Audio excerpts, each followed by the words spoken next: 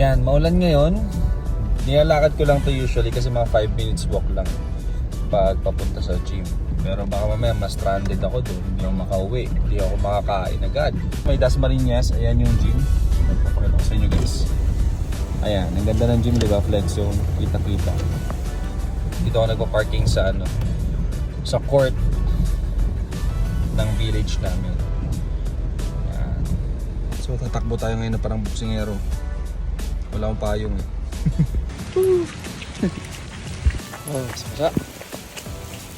Pawis na pawis agad, di ba? Joke lang na yan. Basa ng ulan yan, so punas muna tayo. Pag umaga dito, wala masyadong tao. Usually 6 AM ako, ngayon ako na late na konti. Una kong workout lagi is barbell exercises. So dito, incline barbell press muna ako. Tip ko sa mga nag-incline, alam nyo na tama yung alignment nyo. Yung mata nyo dapat nasa under ng bar. Tapos ring finger is dun sa linya para sakto yung alignment. And do the repetitions with breathing technique. Inhale, exhale. So yung warm-up sets ko, I do 15 reps or 12 reps bago ako mag-heavy set.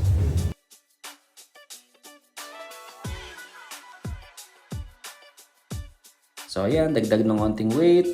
Another warm-up hanggang sa ma-feel ko na na-ready na yung pump sa chest ko before doing the heavy set.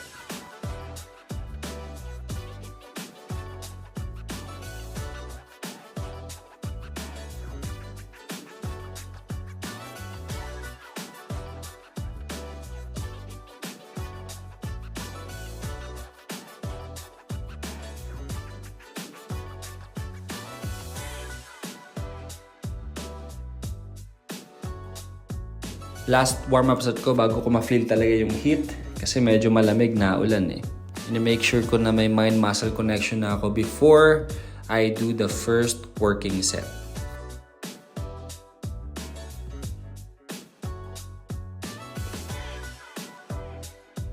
So this is my first working set. Mapapansin nyo dito nakafocus ako sa form and visualization sa upper chest ko. So make sure align yung mata niya sa bar, sakto yung placement ng kamay para iwas injury. And then inhale, pababa, and brace your core. And then exhale, push. Yan. Make sure controlled nyo siya. Pag hindi nyo kaya kontrolin, ibig sabihin medyo mabigat yung weight sa inyo. My working set is 5 to 12 reps hanggang sa mag-failure ako. Tapos magda-drop set ako niyan.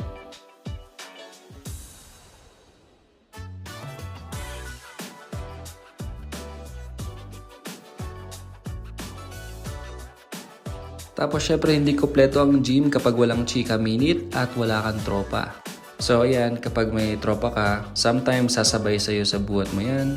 And ang maganda doon, kapag may kasama ka mag-gym, may spotter ka. To make sure na iwas injury and tama yung form mo. So ayan, shoutout sa'yo Jepoy. So makikita nyo sa kanya guys, maganda yung form niya. Align na align yung wrist, straight sa ceiling ng gym. And naka-close din yung grip niya para iwas injury sa wrist.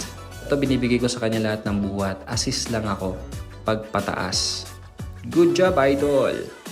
Tapos, syempre, onting chika minute ulit. Catch up ba? So, this is my second working set. Nagbaba ako ng 5 kilos. Then, dadagdagan ko yung repetitions. And then, I'll do drop set after with partial reps. And then, 5 full reps na nakafocus sa time under tension.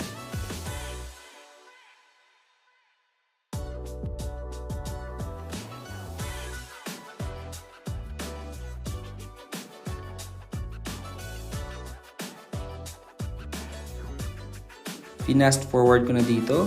Make sure inamnamin nyo talaga yung last 2 reps or yung failure nyo. Then as you can see here, magda-drop set ako. Bawas ako ng 10 kilos. Thank you sa tropa, tinulungan ako magbawas. And then that's the time na gawin yung 10 half partial reps and then 5 full reps. Sobrang magana yung chest ko dito and randam ko na yung pump and init. Okay, so let's go to the next workout. Pero of course, maglikpit muna tayo. Next ko is dumbbell bench press. Nagsimula ako sa heavy agad kasi nakapag-warm up na ako. So this is 40 kilos. Heavy to sa akin sa ngayon kasi na-under ako ngayon fat loss ako As you can see, sobrang focused lang ako. Make sure ko na meron akong mind-muscle connection doing the exercise. Control. Inhale pababa and then exhale pataas. I'll do 2 sets to failure dito. Sa next set, magbababa ako, magta-35 kilos ako and diretso sa partial reps again. First, pyramid ang training ko sa mga hindi pa nakakaalam sa ganung klaseng training. I always start sa heavy. Maliban na lang sa first exercise ko, nag-warm up ko. So this is my second set. Bawas ng tig 5 kilos per dumbbells. Dadagdag ako ng 2 to 4 reps sa last repetition ko. And bago pala kayo guys mag-start ng next set, make sure yung rest nyo nasa 2 minutes. Kapag bago mag 2 minutes kaya nyo na ulit mag-workout ng next set, ibig sabihin masyadong magaan sa inyo yung buhat nyo.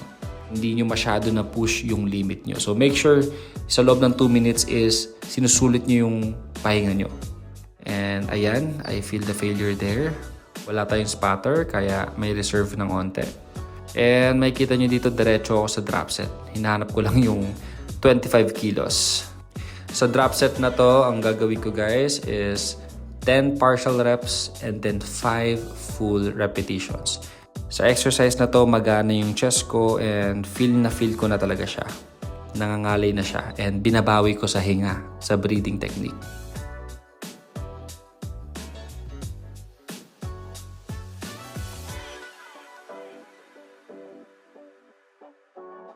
Pag di nyo pa kabisado yung body nyo, make sure na mag-stopwatch kayo para hindi madaya yung rest. Ayan, meron akong stopwatch dito. And bago mag 2 minutes, nire-ready ko na yung next workout ko. Magdala ng panyo para punas-punas din, okay? This is my last workout sa chest. Dito hindi kailangan masyadong mabigat. Make sure na kaya nyo i-aim yung 8 to 12 repetitions. Dito na-stuck kasi yung tali, kaya inayos ko pa. So fast forward natin to.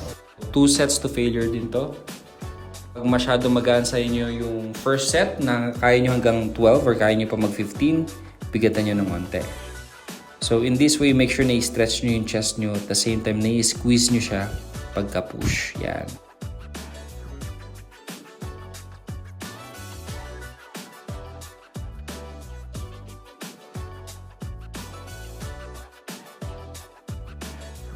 Two minutes rest, tapos this is the last set ng chest ko.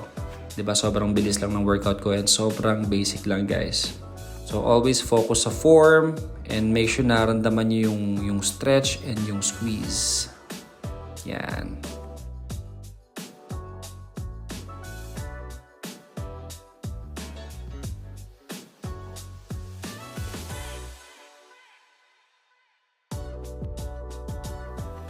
And also, after ko mag-chest, titirahan ko ng konting biceps yan. So, I always do the barbell curls.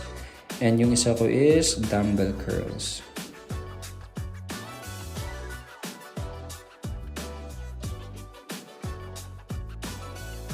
Focus sa stretch and focus sa squeeze para make sure na tatamaan nyo talaga yung biceps nyo.